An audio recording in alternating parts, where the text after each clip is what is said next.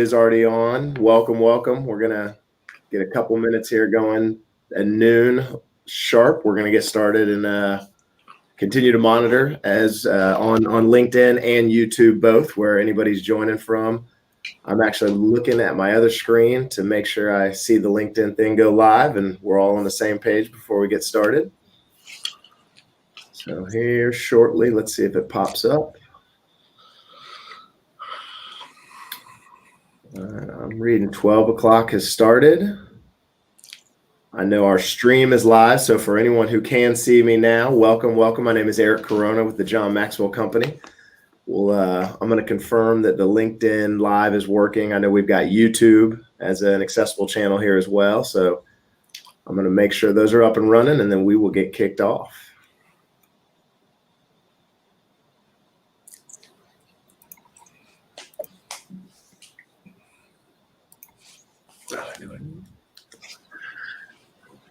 Let's see. Accelerating teamwork. I am on the LinkedIn Accelerating Teamwork page. I'm not as an attendee, so I can monitor as well. For anyone who's listening, we'll be able to help out there. I do want to confirm and make sure that that is working for people before we dive into this. I'll give it another 60 seconds, and then we'll get started one way or another, and just trust the technology that it's streaming out there to the masses. The new normal. That's it. That's it. All right. I actually just got it. You'll love this. Technology abounds. So a colleague of mine on our team just texted me and said, "You are live," and I can see you on LinkedIn. But I will go ahead and get started. Welcome again to the Accelerating Teamwork, your leadership playbook for the new normal. My name is Eric Corona with the John Maxwell Company. I'm a senior director of leadership development here. And all that means is I get to partner with wonderful individuals and organizations out there to come alongside leaders and help understand a little bit more about their culture, their team, and how they want to continue to develop a strong leadership culture through coaching and training and a variety of other solutions and services we offer. But we are so thrilled to have everyone join us today. Last I looked, I think we were up to about 780, 790, just shy of 800 people that have registered to watch this webinar. To me, what that says, that's 800 leaders, 800 individuals that are seeking to learn and grow, not just themselves, but those around them, right? And so we're excited to hear that. Getting people logged in from all different places. So either good morning, good afternoon, depending on where you're logging in from. If you want, go ahead and throw some comments in the chat. Let us know, what company you're coming from, what industry, or even geographical location. So we know a little bit about you guys out there. But again, as we get kicked off, wanted to share with you, we have a couple people monitoring the YouTube platform that we're live on, the LinkedIn platform that we're live on.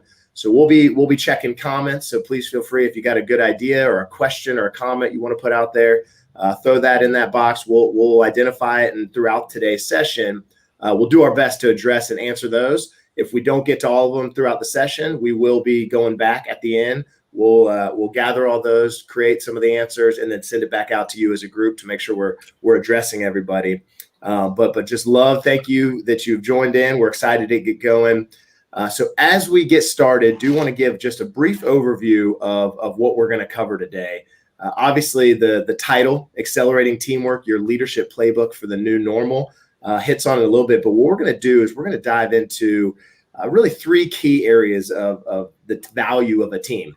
Right? We're going to talk about, and they seem kind of simplistic, but how often do you actually sit down and think about these three things?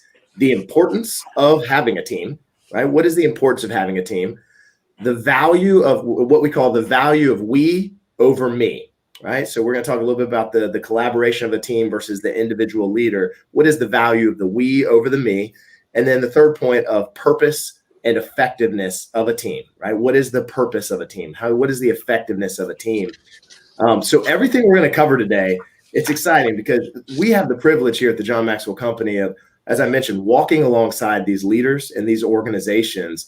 And everything we're going to share today is what we've learned and what we've developed and understood in today's current time, right? As we walk alongside coaching them and helping them develop a leadership culture, these are key lessons, principles, and takeaways that we're hearing out there in the marketplace. And these are all different sizes of organizations, right? These are different industries, different sizes of companies, and we're hearing from a broad perspective of leaders, right? Different men and women from different seasons of life and stages of their career. So what you're going to hear today is a collaboration of these thoughts, these ideas on the value of a team, right? And how to accelerate that teamwork.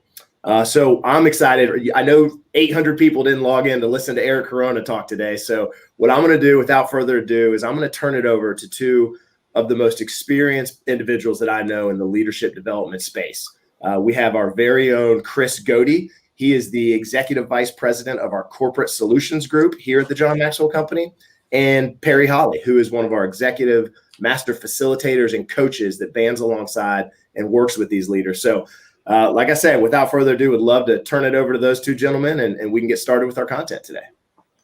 Eric, thank you so much for that introduction. And Perry, I don't know about you, but I think we ought to take Eric on the road with us a little bit. I've never heard such. What a great introduction. I love that introduction. I'm gonna have that send it to my house. But Eric, man, listen, thank you so much for the introduction. And I do want to take just a minute talk about teamwork. I want to thank the team behind making this happen today. That's Eric and Lane and Tammy and Joseph. And we talk about teamwork, and especially when it comes to process and systems and technology, Perry and I need a lot of help, and we need a team around that. If you it shows it. Yeah. And if you listen to any of our executive leadership podcasts that we have the privilege of doing together once a week, you'll hear us talk about the fact that maybe technology is probably not our gift. So thank you, team, for all that you did in making today happen. And our goal is to, over the next 40 minutes or so, really just talk about the new now, talk about leaders, that our team is more important than ever. And we're going to go through some things, and we're just going to really kind of talk about, the things that we're hearing, as Eric talked about, the things that during some of our coaching sessions and our consulting sessions, although it's virtual and we're not in person, the issues are still real. And, I thought about a quote when I was preparing for our time today that obviously comes from our founder, John Maxwell. And he said, as leaders, we always have a dream, a picture of a better, brighter future. Always remember, a dream is necessary, but a dream will not get you there without your team. And when we begin thinking about the way that we are leading, and we begin talking about the first half of 2020, here's some good news for you. We're just past halftime. And Perry and I are huge sports fans. And if you know what happens at halftime, that's when you make all of your adjustments. That's when you get in the locker room, you get with your team, you make some changes. And hopefully, moving forward for the rest of the year, we'll give you some tips and some tools today that will allow you to make some adjustments to be able to lead a team a little bit more effectively. One of the things that we know for sure is that you may be in the same industry as somebody else, but your competitive advantage, and Perry and I were talking about this a little bit yesterday on one of our podcasts, your competitive advantage and the differentiator between you and other organizations are your people. And so it starts with people. It starts with spending time with your people, connecting with your people, producing with your people. And so we're excited to be here. Perry, thanks so much for joining us and diving in today. Well, it's a pleasure, as always, to work with you. And what a great topic. And wow, what a year it's been. Is it really only halftime? Surely it feels like it must have been much longer than that. I was talking to my daughter yesterday. She's an accomplished business person, runs her own business, and she's calculated that we have seen 10 years of shift and culture shift and change. And just this year, there's been so much that's gone on. And I think the topic we're addressing today on looking at your team, think about, John talks about the law of significance, that one is too small a number to really do anything. To really do anything significant, you need the team. And so I think the dynamics of 2020 have really shone a light on how we as leaders lead teams, what our intentionality is like. And it really calls us to a higher level of team play with all the dynamics that have been unveiled in just a short 7 or 8 months that we've seen so far. So yeah, I'm looking forward to the topic and see if we can share some ideas, what we're learning, what we're seeing in the marketplace, and hearing from our coaching clients and the many companies that we get to talk to. Yeah, I think we're going to dive in. Perry, while I'm kind of introing us, your audio is a little bit muffled. And so I don't know if it's the connection with your earpods, but if you'll make some adjustments while I kind of introduce us. But I can't agree. We heard what you had to say there and can't agree more. And, when you think about culture, one of the greatest things that we have the privilege of doing with organizations around the world is helping develop a process to enhance and or develop leadership culture in organizations. And there's not going to be a quick fix, right? Things are different, as Perry talked about, the new norm and moving forward, and we're all adjusting. And, John says all the time to us that there's no playbook for what we're all experiencing as leaders and as teams. And so we need to begin thinking about the process that we need to go through. And that's something that Perry and I and our team here at the John Maxwell Company just thoroughly enjoy doing, is building that process in order to increase the team and the leadership culture inside your organization. Well, I do want to dive in, and what I want to do is I want to start with, Eric gave us a good overview of kind of what we want to cover today and some of the topics that we thought we would discuss. And so what I want to do is I want to take a minute, and then I want to just kind of introduce each one of those, give you some items underneath. I know in the email and the communication, we said, hey, we want to give you 5 things. Well, our team got together. We decided we want to give them more than 5. And let's just give them as much as we can under these topics as we get started on this accelerating teamwork journey. So the first one that we were talking about that Eric introduced us under the value of a team, the team value, is there's really 4 areas of importance of a team that we are seeing right now. Again, some of these are simple, right? But we've got to begin thinking about how do we apply them, what's it look like, and how are we living these out with our team on a daily basis, maybe even hourly basis, as fast as things are changing. And so when you look at the importance of team, there's 4 things under importance of team that I want you to kind of consider. All right, obviously there's the strengths of your working team. We've all done some work around that where we know kind of, hey, this is kind of the strengths of our team. But as we go into a virtual movement, as our teams begin to be virtual and some are on site, right, it's going to change. It's going to be a little bit different. And so when we're under team value right now, the first one is our strengths of our team. What does that look like? And that's going to change as they are virtual. The second thing under the importance of a team is the challenges to working in a team environment that we are now facing. They are different. They are real. And there are things that we're going to talk about today that I just want to encourage you to make sure that you as a leader are becoming aware of. The third thing under the importance of a team is the opportunities that only being on your team during this time, during this season, during this rallying cry provides for those individuals. That's important. And then finally, and this is kind of the one where Perry and I just want to talk a little bit back and forth and give you some of the things that we're seeing, maybe some takeaways, and even just share, what we're experiencing in our organization and in others, is the threats of an ineffective team that we are facing during this new now. So we're going to take just a few minutes and we're going to think about, man, what are some of the things that are driving ineffectiveness that we are seeing, that we are coaching we're coaching teams through. And the first thing is that I want you to understand, teams are made up of a group of individuals. Okay. And so we've got to start at the individual level, and things are different for all of our team members. And so we need to lead them individually, but we also need to understand that during this time when we're focused on the individuals, and we are spending so much time making sure that they're psychologically and physically safe and everything that goes with that, if we forget about the team dynamics, we're going to be driving an ineffective team. And so I want to encourage you, as much as we're going and we're loving on and leading our individuals, and we should be, because we need to lead them individually, don't forget about the team. And really what I mean by that is, now that you have some that are working virtually and you have some that are on site, it creates all kinds of dynamics, right? Our on-site team may be able to connect with each other, may be able to say hi in the hallway, but our virtual team members may begin to feel distant. They may begin to feel kind of disengaged. Their work environment is a little bit different, which may cause some other issues that you need to be aware of as a team.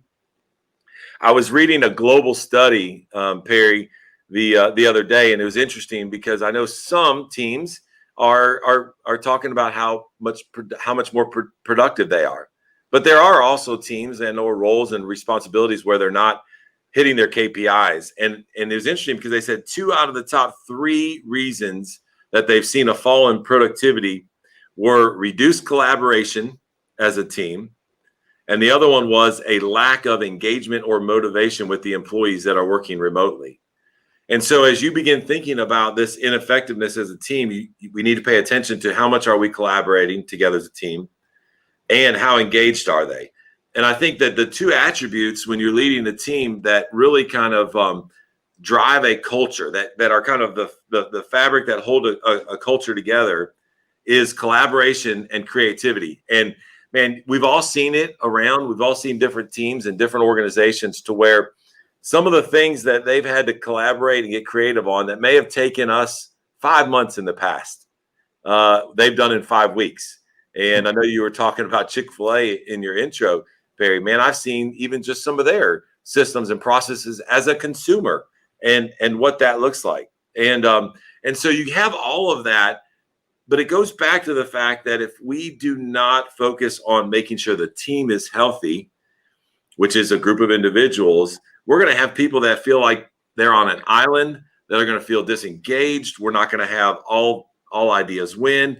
So those are some thoughts around this ineffectiveness, stuff that you've probably heard before, but we want to kind of flesh it out. And Perry, talk to us a little bit about even just what you're seeing from your seat as coaching some of our partners on how they're dealing with this. Yeah, can I check my audio? Am I sounding any better? You are still a little muffled. Fantastic. And, hey, talk about ineffective teamwork, right? At times, technology is going to make us seem like we are ineffective. But it's not there or that we didn't try. Can you hear me now? Unfortunately, we can. It's the same. Well, then it's not the technology. It's me. Okay. but we can hear you. So go ahead. You're just a little muffled, but we can hear you. Okay. The island effect is one thing I've heard a lot of, is that people feel like they're more alone, even though a number of people were working from home already. Everybody's working from home for a period. And there's a tendency, especially with what's happened, for people to feel, and everybody feels a bit different. There's a lot of unknown, a lot of uncertainty. And when that uncertainty hits and people are trying to function, continue to do their jobs, it's very, you're trying to get a feel of normal, but it's not there. And so I'm thinking that my job as a leader, what role can I play in that with that team? And it really is just to realize that it's easy for someone to feel like they're on an island, the island effect, we were calling it. And I can help through communication and availability to build bridges to the individuals on my team. And I'm watching really the leaders I'm really considering to be really successful at this become very intentional about reaching out, about not just they don't have a reason necessarily. It's not because to check on a progress of a report or a task, but to really check on people and to let them hear your voice. Let them know that you're in this too. That I found one leader, his original approach was, "I'm okay. I've got this. Stick with me. I'm above all this." And it caused a distance, he said, between he and the team. When he finally let down, he said, "Hey, this is affecting all of us. My family and I are looking for ways to stay safe, and we're trying to figure this out too." He said it made him more approachable and made him more connectable by the people on his team. So I think it's really been a very interesting time for leaders to navigate how to build bridges to people that they might not normally think they need to do, but to bring the team to make us feel like not only connecting with the leader, but connecting with each other, so that we do have that effective team play. The most ineffective teams now are letting people kind of flap in the breeze when they think they've got plenty to do and they're at home and they can focus on it. There's lots of other things commanding our attention around health and safety and my family and things like that I may need you as a leader to check in on with me about. Yeah, that's a great point. And I think the more authentic we are as a leader, you and I talk a little bit about the fact that, hey, when you're authentic with your team, it increases the trust that they have in you. We talk about the fact that, that authenticity is a trust accelerator, and we need to be authentic and we need to be real with our team. So, hey, let's dive into let's move to the second point that Eric mentioned to us. And I want to give you a couple points under the valuing we over me. And you'll see this here on your screen. Here are 4 areas under this that we just think you need to be aware of. And then we're going to kind of unpack one of them for you. Many voices with a single heart. We like to talk about individual responsibility, a collective pride, right? And so now more than ever, I mentioned rallying cry as we kind of kicked off and got started. And I think if you begin to think about this as a team, you need to allow different perspective. You need to allow people to speak into it, but you have to have that collective pride, that single heart. The second one there is adding value to teammates is invaluable. We are all in the people business. It doesn't matter what size your organization is, what industry you're coming from. We all have people, and people are our most appreciable asset, and we need to make sure that we're adding value to our team during this time. It's going to look different, that, but I want to challenge you as leaders to get creative and to make sure that you are valuing your people. The third point there, value each other's perspective. I hit on that in regards to the many voices. I think some of the greatest things as leaders, the greatest things I've learned as a leader is when I began to sit down and understand different perspectives on people, on situations, on projects, on KPIs, on changes. And so I just want to make sure that we as people value others' perspective. And then the fourth one here, and this is kind of the one we want to spend a little bit of time on today, which is the team comes first. And this is kind of the principle that I want to pull out and talk a little bit about. When it comes to managing virtual teams, it's not difficult. It's not hard, but you have to be intentional. And that is what is difficult or hard, or the disciplined process to be intentional as a leader, to be able to do that and what that looks like. And so, oftentimes right now, I heard somebody say yesterday, we used to have a clear, distinct line between personal and professional lives. There was a line there. There was a separator. And I think we can all agree as leaders and as team members that some of the things that we've been able to experience with individuals and their environments of working and where they're coming from, whether it's technology difficulties, right, that we're having today, or maybe it's even just interruptions. We had an incredible time with our CEO where he was just loving all of our team and giving us an update.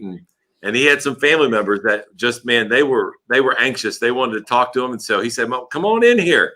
And we began to blend. And I would say moving forward, leaders, I don't know that there will ever be such a distinct difference between our personal and our professional lives. I think they're blurred, and I don't know moving forward that they will exist separate.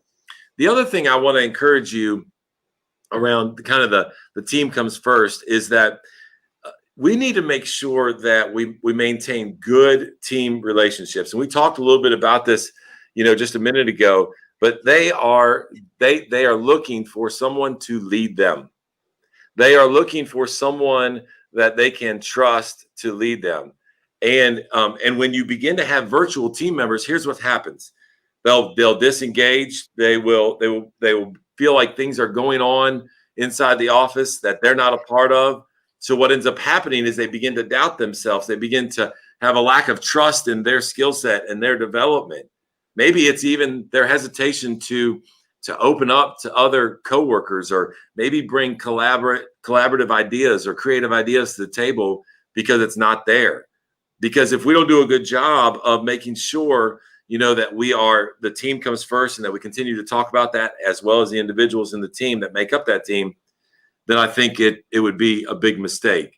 The other thing is I want to encourage all the leaders and team members out here with this thought that I had. We all, as we entered this time of the new now of leading the way that we are, there was a camaraderie, right? There was the unification of the teams coming together. And I think the things that sustained us early on are the things that we will make sure that we need to do things a little bit differently, because they will not endure long-term the way that camaraderie built. And so we really need to begin thinking about how do we set up some systems and processes in order to continue to build relationships, continue to make sure with our virtual team members and those that are in the office that we are becoming a team, that the team comes first. And so, Perry, I want to throw it back to you, and we'll check your audio one more time as we kind of work through this. But I know that, with some of the organizations, we've had the privilege of developing, a plan, a leadership development plan, a process for them and coaching them, where we've talked a lot about kind of the share of a voice and then how do we protect versus involve our team and that culture. Talk a little bit about even just kind of what you're hearing and what you're seeing from those that you're having the privilege of coaching. Yes. How's my audio now? Any better? We went out. You sound better than I've ever heard you sound before. And that includes the podcast that I get to do with you. Thank you. I may break into song. Yeah, I won't. So one thing I've heard recently is a senior leader that I was coaching.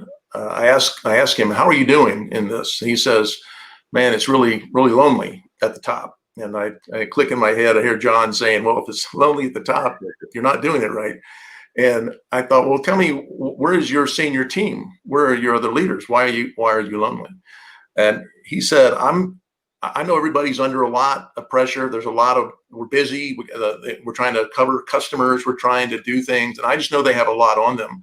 And so I'm kind of taking my hands off and just handling it myself. And I thought, well, that's the me over the we. And that's not a great place for long-term engagement. Usually where my mind runs to in a lot of these issues under the current situations and in normal situations is, how are you driving the engagement of your team?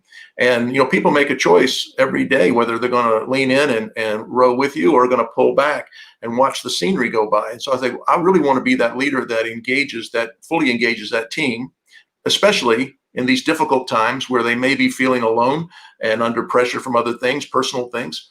So how do I do that? Part of it comes down to, being able to really invite people's voice into the communication, really invite people to the table, and to let them know that you're listening and you're interested in what they have to say about what's going on. You mentioned an interesting term that I think I shared with you. It's really become big to me. It's in any communication I'm having with the team, when we're having a team, gathering of some sort. What is the share of voice in the room? Now, this comes from David Marquet, was a submarine captain. He's written a couple of books, and his latest book on leadership as language that really captured my attention to say, what is the share of voice? And it says, if you were to take minute by minute recording and tracking in a team meeting, how much of the voice is yours and how much of the voice is the other people in the room? And I was a little embarrassed that a lot of the meetings that I am leading, people, I think most people look to your leader and you want your leader to speak. You want to hear what they have to say. But I think as a leader, that's very tempting to want to be pulled into that. It's very tempting. That almost my ego kind of kicks in and like, not only do I have something to say, you need to hear what I have to say. The share of voice idea kind of caused me to reflect a bit. John teaches us when we do the 5 levels of leadership, there's a lesson in there about stepping up or stepping back. And I often picture that if I'm in a team meeting, could be virtual, could be in person, if there's a box in the middle of the room that I step up on to speak to the team, by me stepping up, other people by default have to step back. And as a leader, most people look to you to step up, and you do, and they step back. I'm thinking, if this share of voice, if I could step back and ask them to step up, actually request them to step up, then could I reduce my share of voice, hear from them, drive that engagement, drive that that cohesiveness of the team, get buy-in that we talk about, not only to the team and to the mission, but to me as the leader, which is really the most important thing. And that we really begin to level out that share of voice so that people feel heard. And I'm noticing that engagement goes up when I step back and then require them to step up. It seems like a simple thing to say, and I know we've talked about it on the podcast, but I had a leader once that, asked me, Perry, what do you think? That was him stepping back and asking me to step up. But I was so unaccustomed to that I just said, well, I think what you think. What do you think? And I got a little chuckle around the table, which is probably what I was going for, but he didn't laugh. And he said, if we think the same thing, one of us is not necessary, and it won't be him, it will be me. And I thought, well, that's a pretty good tip. Yeah. But it taught me about coming to the team with a point of view. And I think from a lot of my leadership career, I came with my point of view, and I stepped up, and the share of voice was all me, and it was me over we. And if we're going to talk about we over me, I think for me, I've had to learn to step back, require people to come with a point of view. I need to know what you think. All of us are smarter than one of us. If our entire success is dependent on my brain alone, we have a problem. So it makes people, the value goes up of them in their own eyes. Their value is already high in my eyes, but I want them to feel that they're valued, they're relevant, they're needed, and they've got to lean in and row with me so that we can be as effective as we can be.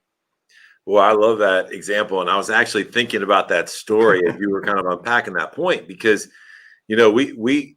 we need to have people around the table that are coming prepared, that are coming engaged, whether it's virtually or on site, to add value to the idea and the topics of the meeting. And if we get them into a rhythm, right, to where they just hear our voice and then turn away and leave, I promise you, we don't have an engaged team member. So, hey, we are halfway through. And I want to take just a minute and throw it back to Eric for just a second. Eric has been monitoring the chats. Maybe there's a question out there that you may have for Perry and I on the discussion we've had. More importantly, Eric also has the privilege of working with organizations around the world and hears kind of real time what some of the things that they're dealing with in regards to this. Eric, take just a minute, share with us maybe a question or a comment that you have that Perry and I can comment on, or a thought you have on the first part of what we talked about. Yeah, no, absolutely. And guys, thank you. I mean, I'm sitting here with my notepad and my pen, getting gold out of this. And I get to spend a lot of time with you guys, but every time we get engaged in a conversation like this, always have some great takeaways. One of the things you were talking about, I'll hit on the value of we over me dynamic. And I've had this conversation with several clients of mine that I work with. To me is a single, is a one. We is multiple. And John always says one is too small of a number to achieve greatness, right? And so if you think about it, some of the leaders that I've spoken with about the value of their team, leaders that really get it and have been able to grow and create thriving, successful teams, they understand that them alone, it's not sustainable as a leader to think that you are going to control and be able to influence and make every big decision and continuously engage each one of your people all the time. You have to start equipping some of your team members to band alongside. You have to be able to have them have buy-in into the overall vision and direction that you're going with the team. And if you don't, you're going to run yourself ragged as a leader. Yeah. You don't have the capacity to sit there and continuously try to get into the details and continuously try to remotivate and redirect your team into moving all together cohesively. So when you can build that team, you can equip them as a whole, you can succeed. You can go so much further than you can. You can go faster alone. You can go further together. So that's kind of some of the themes that I've been hearing there as well. And man, I most recently, the thing that stuck out, and I'll leave it at this, the documentary series, The Last Dance with Michael Jordan, right? Yeah. I was watching it the other day. Whether you know anything about basketball, Michael Jordan at all or not, it's a great documentary. A little bit of colorful language and some things in there, some stories about professional athletes. But the key takeaway to this point that I saw is Michael Jordan was a larger than life figure, right? He, Nike sponsorships, McDonald's ads. I want to be like Mike. He was a superstar when it came to basketball. One of, if not the greatest athletes of all time. And when everything was focused on him, on the me, they could have some success, and they did. But when his mindset shifted to the we and how can I band this team together, that's when the Chicago Bulls took off and had some of the most incredible, again, if not the best team ever in the history of basketball. So yes, a great leader can go and strike some great success, but a sustainable model is that team banded together to go the distance. So, well, it's great that you bring that documentary up, and I think there's so many leadership lessons to be learned. Not only when you watch Michael Jordan and how that unfolds, you could take a note there, but also how Phil Jackson led that team of personalities. And I think that's great. Anybody wants a little leadership homework, go and watch that series and then take some leadership notes. Hey, Perry and I are going to kind of move on to the second half of our time with you and some other thoughts we have. I do want to encourage you. We are going to leave some time at the end for some question and answer. And so if whether you're on YouTube or whether you're on LinkedIn, you have a question for us, maybe something that you're having a challenge with, and we can do the best to kind of banter that back and forth, maybe give you some tips and ideas. Don't hesitate. Our team is there. And as we wrap up towards the end, we'll make sure that we have Eric come back on and pose those questions if you have them. So, hey, one of the things, so we're going to move on now, and we're going to jump down to this third point that Eric really introduced for us under, the team value. And that third point under team value as a whole was the purpose and the effectiveness of a team. And when we talk about this, there's a lot to unpack around each one of these points.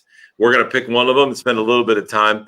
And as you look at this list right here, you could probably already go ahead and guess which is the one. We won't give it away right away. Maybe it's communication. But the first one that you see on the list there is communication, right? It's around the effectiveness of a team. It's so important. Second one that John talks about, when we develop this content, is around collaboration. We've talked a little bit about that today. The third one is employee morale. Man, this is so huge. We Perry and I talk often about employee engagement and turnover and retention, and man, what that is costing organizations and our teams around the world.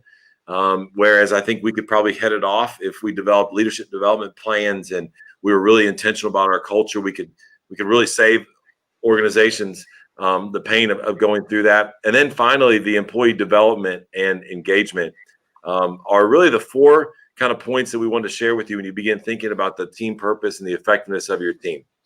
For today's, we're going to come back to that first one, because without a shadow of a doubt, as we work with organizations and teams around the world, the most asked about competency that has got to be improved, what do we do? What does this look like? Comes around communication. And oftentimes we will just spend coaching sessions with some of our executive coaches that will just for months at a time work on the communication side of thing. And so we could really spend a whole lesson on this. Matter of fact, Perry, probably what we should do is maybe even do a couple more podcasts on the communication piece moving forward. And so, but before we go there, I want to talk about even just communication in the new now, right? We're helping people with things that we're hearing, things that we're seeing in regards to leading teams, both virtually and on site in the new now. And without a doubt, the number one challenge that we hear with virtual teams is poor communication. And, when we don't communicate, whatever that might be, whatever you have to communicate, when you don't do it, what ends up happening with the team is that you're going to see higher stress levels, right? You're going to see conflict that's going to happen between team members. You may begin to see the water cooler talk where they're offlining and maybe they're even chatting with each other while you're trying to have a meeting. These are things that are happening right now within your team because of maybe some poor communication. You're not intentional. It's just you're not intentional about not necessarily communicating effectively. It's just happening. There's other things that are driving your attention. And I want to share two things that I've heard recently that I think are so valuable, and even just for me personally as a leader that I kind of took in. And the first one comes from a lesson that Andy Stanley was doing, and he made a comment where he said, "Your team needs to hear your voice more than the words you say right now." Now, I'm paraphrasing a little bit there, but I thought, oh man, that is so true, because as leaders, don't we want to have the answers for everything all the time, and we want to get into team meetings, and we want to be able to lead and be able to have all, and that is not necessarily the case. You may not know necessarily how to lead a team virtually exactly kind of the way you need to right now, but they still need to hear your voice, and the team needs to still hear your voice on a repetitive basis. The other thing that I want to talk about in regards to this before I throw it to you, Perry, is we were in a leadership team meeting about a week ago, and our CEO, Mark Cole, really spent, I think it was the first 2 hours, and we had all of our executive leaders in the room, and he spent the first 2 hours of that day. We have a lot of important stuff going on, just like you do, but he wanted to step back, and he really wanted to talk about the fact that, hey, I want to make sure that I'm giving clarity. I want to make sure that we're leading our teams. You're leading your people with clarity, even though we have a lot of uncertainty of what our team looks like, what we're trying to accomplish. And so I want to just challenge you with those two areas, because we can unpack both of those a little bit further, but they need to hear your voice more than your words. And more importantly, just be clear. Just have clarity when you're communicating to them. And maybe you do know the direction, but if you don't, it's okay to be clear about that as well, and what you're doing to try to achieve that direction or where you want to take that team, even though we have so much uncertainty around us. And I know uncertainties, I'm not going to say an overused word right now.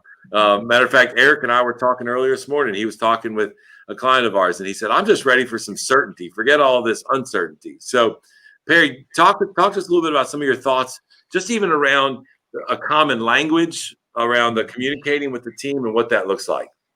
Absolutely. Yeah. I think Andy also in that same lesson talked about clarity being the second best thing. If you don't have certainty, definitely have clarity of message. That's key in this time, of course. I also think about the laws of teamwork that John teaches, and the law of communication really says that interaction fuels action. And what I've been looking at with our coaching work we do is that we often think this interaction between me, the leader, and you, the follower, is so key. That is important, but also interaction between the follower to you, so it's two-way. And then between, this has been a game changer in this times we're in now, is communication, interaction between fellow teammates. Is that it seemed easier when we were in one place, or maybe in the office, or we had less uncertainty in the world. We had a rhythm. We had a thing we did. Now the rhythm has been upset and kind of turned upside down. Is we've got to take this intentional action to I'm going to use the word connect. John wrote a book that everybody communicates. Few connect. And I started asking people on leaders of all levels in the organization, what do you think that means? How do you connect with someone?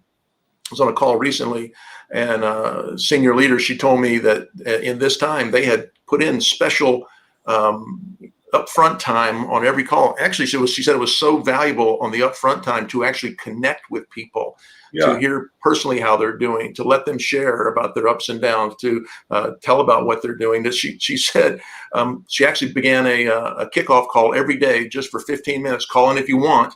Everybody did, by the way. Just to connect and see where everybody is, how we're doing, how you're feeling, what's going on. Then they came up with, they made up names for each other, and they, took on like superpowers. And it might seem silly or even a waste of time, but she said it was invaluable in how we connected, that when we had our regular business calls during the day, either virtual or on the phone, the energy level was even higher, because we had taken that time to not just communicate, but to connect. And we often talk in, the 5 levels of leadership, we talk about that having that common language of leadership, that common language that we all share about climbing those levels, and where am I with you? And I think for leaders to really understand how that level 2 relationship is so important to driving that level 3 results that we want to have, that spending a little extra time on not just communicating, but connecting with people will drive that level of engagement it's really the number one way you show value to another human being is to listen to them, and to listen and to drive that with a question here and there, and to really lean in to where they are will drive that connection, which will drive that engagement, which will drive the business. So I think it's one of those important aspects of team play is, and John got it right, interaction. The more we interact, the more action we get. So if we want to drive the action, then up the interaction. Yeah, I think that's so key. And I want to hit on one thing that you said before I kind of throw it back to Eric. I'll let him review the points for today. And then I have a couple of other thoughts. When you talk about communication, you talk about the 5 levels. Not only is it important for us to make sure that we are connecting, but it's a common language that we can use in the speed and the pace of which we are all playing and leading our team. I don't know about you. Right, those that are watching us on LinkedIn Live or YouTube, I often say I feel like we are working harder and faster now than we ever have, and sometimes you may not see the results in the moment, right? And so for us, one of the things we do here in John's world, one of the things we help organizations with is that common language of being able to communicate, on the go, in the pace. And when you kind of adopt the model, the 5 levels of leadership, not only does it help you from a communication standpoint when you understand the level of influence you're on with each other, but also it gives you a language to be able to speak to each other in times that you can communicate without worrying about maybe offending somebody if you have to go straight into production mode, or whether you want to spend some time and connect with somebody. So I'd really encourage you around communication is, what is the common language that you guys have inside your team, inside your organization for leadership? And if you don't have one, I would encourage you. I know Perry and I've seen it work for organizations around the world, develop that common language. So, hey, Eric, if you'll take just a minute, I want to throw it back to you. And we've been talking, and Perry and I, we get off on some rabbit trails at times and talk about some different things, but bring us back to really kind of the purpose of today, and give us kind of the review of what we tried to accomplish about the team value.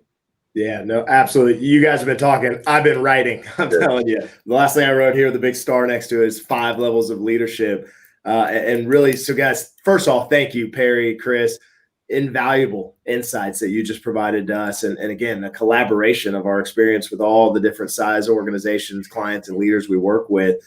So as a quick recap, what we went over today was the value of a team, the team value. What value does a team bring? And some of those important aspects were the importance of a team. And Chris, you and Perry covered those well.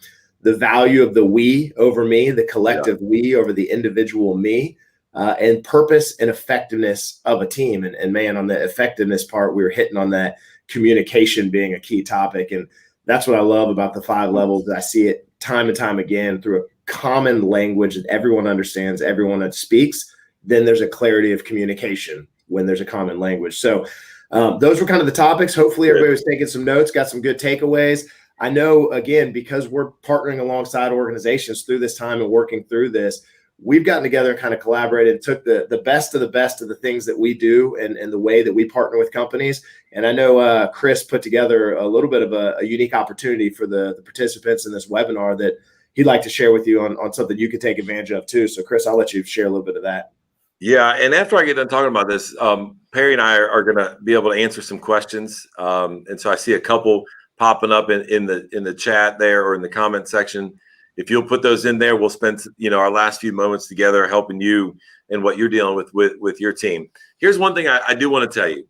Organizations that have been leading their teams well and building that social interaction and have been valuing their team and working through some of the things that even maybe we talked about today. Here's what I do know. You're going to be better positioned for the second half of the year. You're going to begin to have a differentiator in your people when it comes to what your KPIs are for the second half of the year. Now, if you're on the other side and you say, hey, I really feel the tension that you guys are talking about. I do feel that there are gaps there that, man, my team is missing. I'm missing as a leader. Maybe I wasn't even aware of it, and that's okay, right? But we all have blind spots. And I think as leaders, I think we become more unaware of the things and how we're leading teams. The older we get, the longer we've had positions, maybe the more complacent we become as a leader. And sometimes you just need that outside perspective, that outside voice to come in and walk alongside you in that journey. And one of our goals, and it always is to just help you avoid those pitfalls, to help you avoid having a second half of the year that maybe look like the first half of the year when it comes to your team and what that looks like. And so one of the things that we want to do is come alongside, be able to sit at the table with you, help you solve those, help facilitate some of those conversations. It's oftentimes people say, what does coaching mean to you? And how do you go about effectively coaching people? And I always use 3 A's, right? It's the fact that we come alongside and ask the tough questions. We also help you develop an action plan. And then finally, we want to hold you accountable. Because I think as a leader and those that are in teams, I think you can connect and relate. But if you don't have an action plan and then you don't have accountability, then I don't think you're achieving everything that you can as a team. And I know that those individuals can achieve more individually, and then the team will succeed. So here's what we wanted to do. One of the things that we've learned, all along is we want to be able to provide resources and add value to those that are listening. And so what we want to do is provide some team coaching just to give you an outside perspective.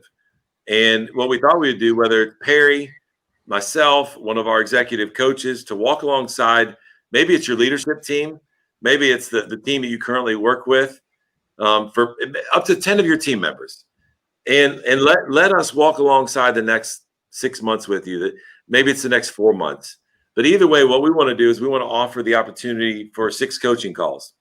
And they're all done virtually. And they can be during your leadership team meetings. And they can be done whatever setting that would serve you and your team best, to make sure that your team is positioned right to have the best second half of the year. Remember, it's just past halftime. A lot of adjustments can be made, and we can help you with that. Now, one of the things we wanted to do in addition to that is we talked about common language today. We talked about communication. If this is something that you're interested in doing, then what we want to do is that we want to set the stage for you. And outside of those 6 coaching calls, on the front end, I want to be able to do a keynote for your leadership team. And I want to come in and I just want to spend time teaching the 5 levels of leadership and the principles for you, and to have that common language to help you communicate at a more effective level with inside your team. And so if those coaching calls are something that you want to invest in with your team, then what we'll do as a bonus offer, if you subscribe to the coaching before September 15th, is that I will do the keynote for you. So I know the team is going to put, whether it's on YouTube or whether it's in LinkedIn, they're going to go ahead and put a link that will lead you to our website. You can fill out a form there. And then one of our sales team, will come alongside and we'll walk you through that. It's on the screen as well, but we'll also put it kind of in the comment sections. So Eric, thanks for throwing it back to me. I do want to, we have about 6-8 minutes left. I'd like to kind of open it up for any questions that you've seen for Perry and I. Sure. Yeah, no, thank you. And so for everyone, I just posted that into the LinkedIn with the link for the opportunity to learn more and get signed up. So I do have an interesting question that came through from a Rosie Catherine with a little bit of a different perspective. We're talking to leaders right now that are leading teams, how to engage your team. And she said, how, as a member of the team, how do we engage with our leaders that don't necessarily give clear direction? They're not providing clarity, and they're generally just confusing sometimes, right? Whether it's through the technology because we got to do this, whether it's because their language or they don't have a common language to speak. So for everyone listening, I know there's both leaders leading teams and there's probably also members of teams that are trying to understand, how can I help my leader be better at what they're talking about right now? So how would you guys address that? Perry? No, I'm just kidding. I got it. Yeah, I know you do. And I want to come to you in just a minute. Here's the first thing that came to my mind. I think it's a great question. When we talk about 360-degree leader that John wrote and leading up, there's all kinds of ways to lead up. Matter of fact, Perry and I were talking yesterday about developing a coaching process around that content because it's so powerful and it's so needed. Here's what I would encourage you to do. I would encourage you to schedule a meeting and sit down and have a conversation with your leader. And what I want you to do is I want you to use the language of intent versus perception. And I just want you to sit down and I say, hey, I know your intent was maybe not to provide clarity.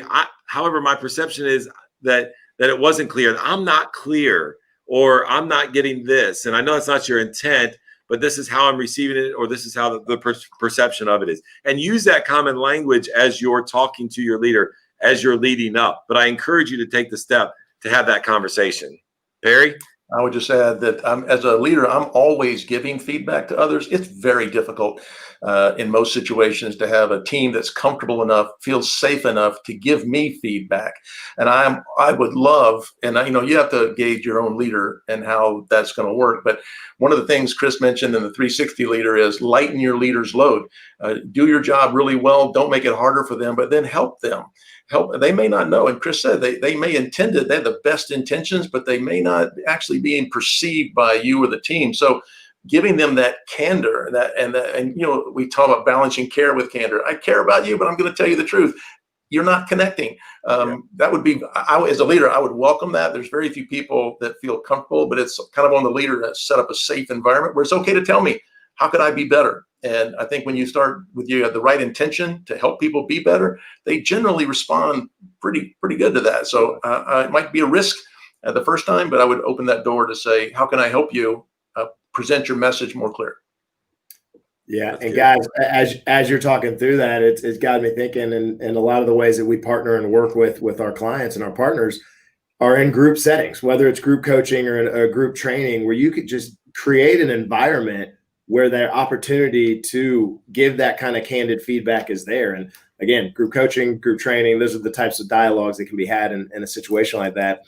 Got another question from Florence, which it's very relevant for this time frame, right? Every industry has been affected a little different by this whole pandemic. So there's some that they're thriving because of unique opportunities, and there's a lot that are floundering a bit. So her question is, how do you motivate an underperforming team? How do you get to really lean in and get your people passionate and banding together, moving in a direction when everything's kind of not so positive around them? I'll go first. I think motivation is in two types. There's a extrinsic motivation. We think about throw money, throw awards, throw rewards. That's great if you have them. I highly recommend. But most people, the lasting motivation comes from within, intrinsic motivation. And in these times of uncertainty, times of challenge, times of I don't know if I have a job, are customers coming back? Are we going back? Lots of things we can question, thinking what would we mentioned clarity versus certainty. We don't have a lot of certainty, but we do have clarity. Is that this is what's our purpose? In the laws of teamwork, we talk about the law of the big picture. What is it we're trying to do? And then there's the law of the compass, which says what are the steps to get there, so that we actually move in that direction. And when you have that law of the compass, it says it gives team members direction and confidence when we know where we're going. And so a little more clarity about where we're going is very motivational. And then Dan Pink talks about the things that really drive intrinsic motivation in his great work and the research he did. And it really spoke to me that says that if I know my purpose, and I'm making progress toward that purpose, I have autonomy in doing that purpose, and then I'm achieving mastery. I'm getting better. I'm personally pretty motivated because I'm needed, I'm relevant, and I'm making progress, and I'm getting better. I'm in, and so I think it drives engagement. It drives motivation. So it's those things are really intentional in a time like this, but they matter. They seem small, but they matter a lot. Chris? I would add to that, if you sense that as a leader, then we started off today, I mentioned that a team is made up of a group of individuals. And if you sense that about the team, then I would almost attack it on an individual level. And I would schedule a one-on-one with each one of the team members and connect with them, find out maybe where their engagement level is. And then I'd ask them this question. Hey, I sense as a leader that we could be more productive. We could be more engaged in what we're doing. Like if you were me, what would you do? What would you change about our team dynamics? And begin to ask questions and show the vulnerability of the fact that you're open to ideas. Now, if you do it at the right heart and in the right way, and you've gone through and you've built that trust and relationship with your team, get ready to take notes, because they're going to give you the roadmap of how to turn that team around. It won't happen overnight, just like a culture, right? It's not a quick fix. So don't have the one-on-ones and then expect your next team meeting or the performance indicators that come out of next month to have completely changed. right? You're going to have to change that over time. Just like a culture, it takes time to enhance it, and you got to develop it. It's a process. But I would attack it on an individual basis. Sure. All right. Well, guys, we're at 12:58. We know everyone's busy schedule. We want to be respectful of your time. So we are going to wrap it up here on time so everybody can get jumping. Want to remind you all of the opportunity that Chris made you aware of. The links were provided in the YouTube as well as the LinkedIn, also on the screen here. So our mission is to find leaders that we can add value to, that are going to multiply that value back out to others. And that's our goal. So please click those links and contact us, reach out to us with any questions or comments. And we just look forward to continuing to serve you. And hopefully you'll join us here on the next webinar that we get scheduled. So